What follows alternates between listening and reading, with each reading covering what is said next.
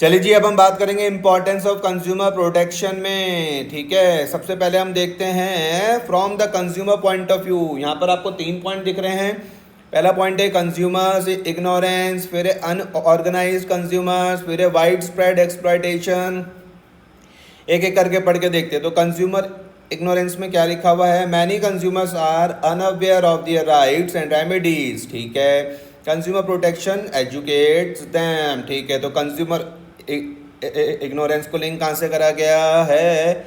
Educate them. ठीक है, unorganised consumers, consumers are scattered and weak, so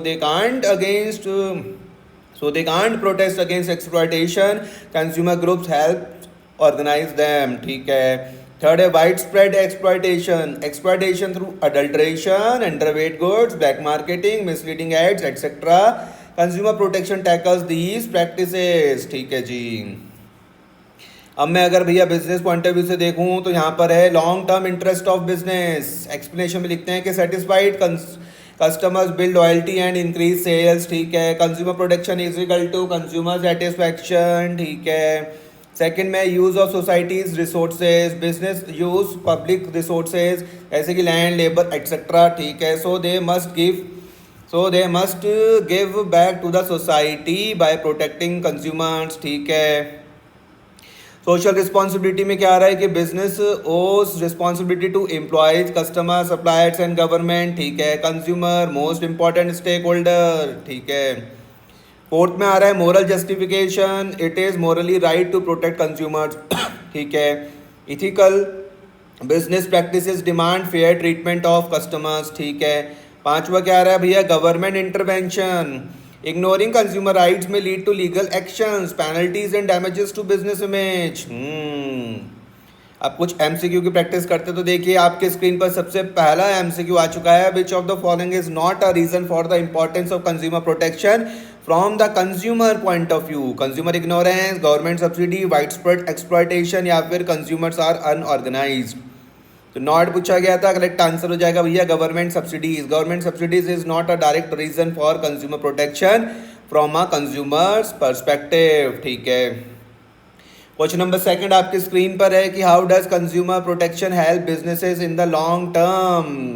अच्छा, reduces employee turnover, increases taxes, build customer satisfaction and loyalty, increase government regulation. Answer है happy customer return and recommend the business ensuring long term growth. ठीक है, third में क्या आ जाएगा?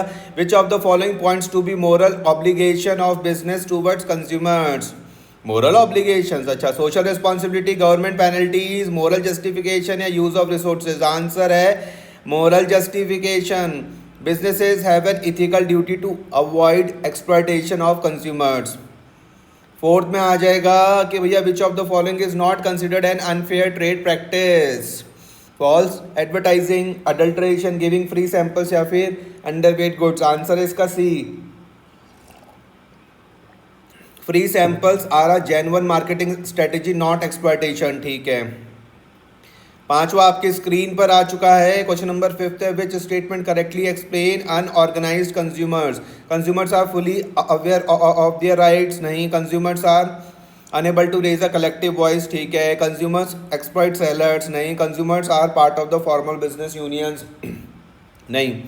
तो है consumers are unable to raise a collective voice. Answer इसका बी हो जाएगा। Consumers individually lack the power to fight, hence they need collective organization। धन्यवाद।